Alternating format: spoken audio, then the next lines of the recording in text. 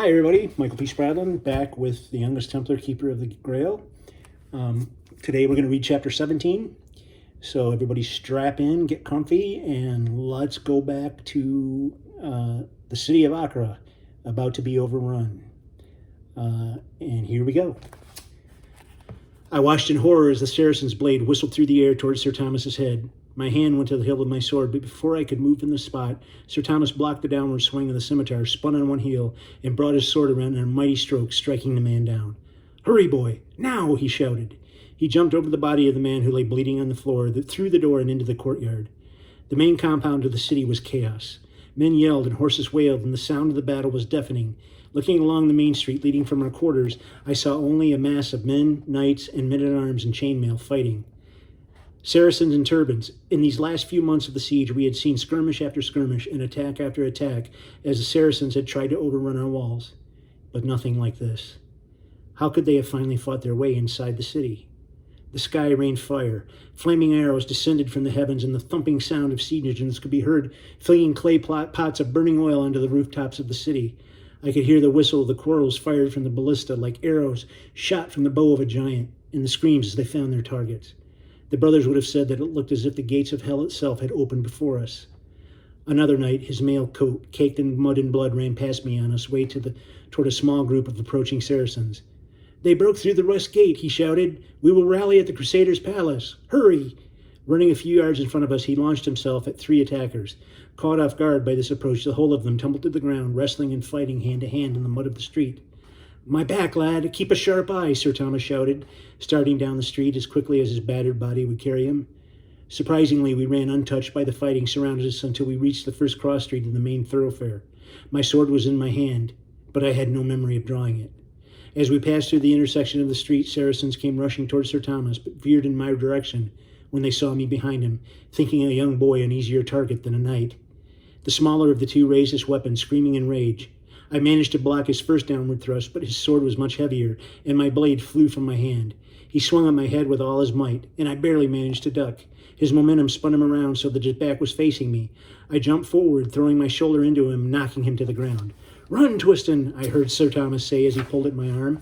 I glanced around and saw the other attacker lying nearby, apparently dispatched by Sir Thomas while I was otherwise occupied.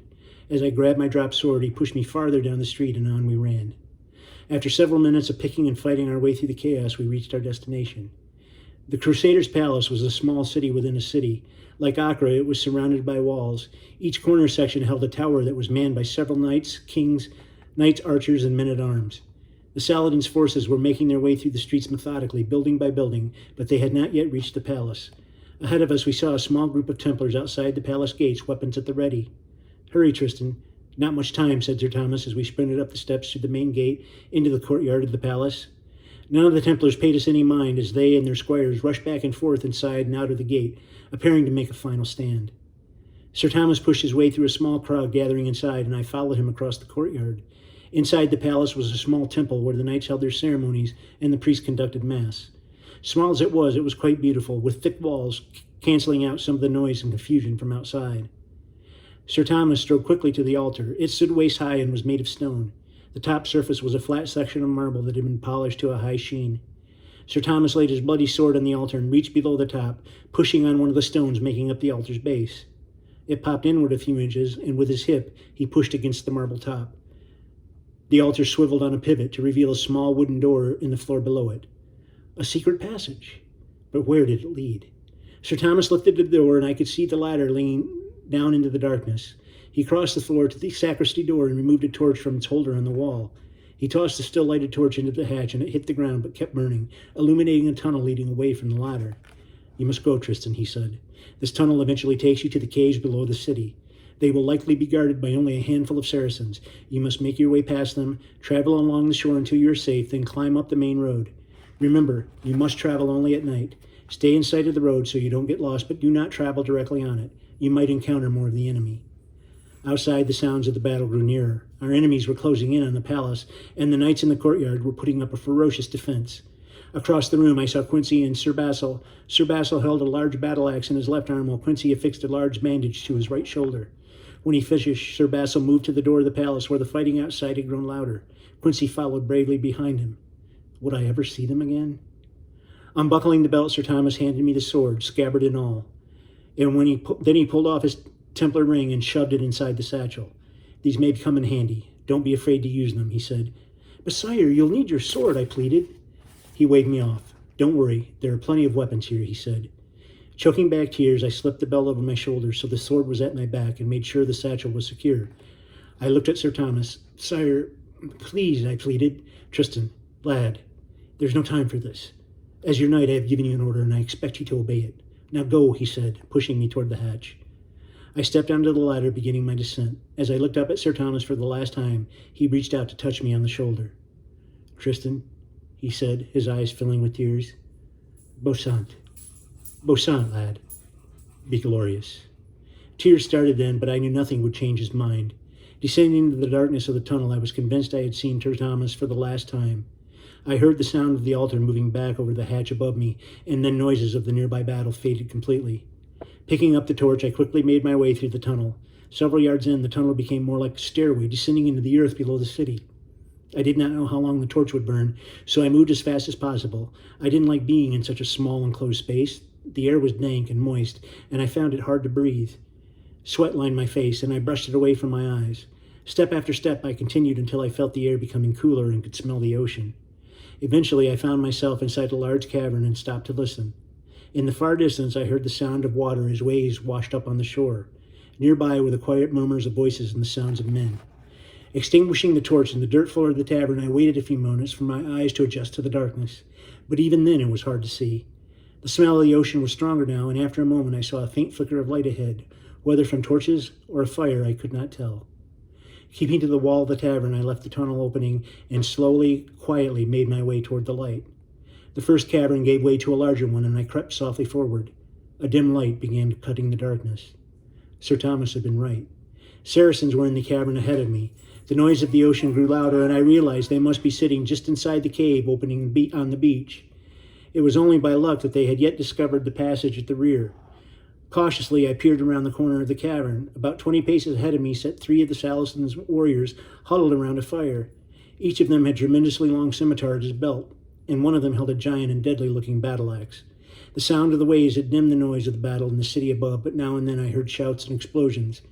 I chucked back around the corner of the cavern, needing to think a plan, a diversion, that would get me past these men onto the beach. I fingered the satchel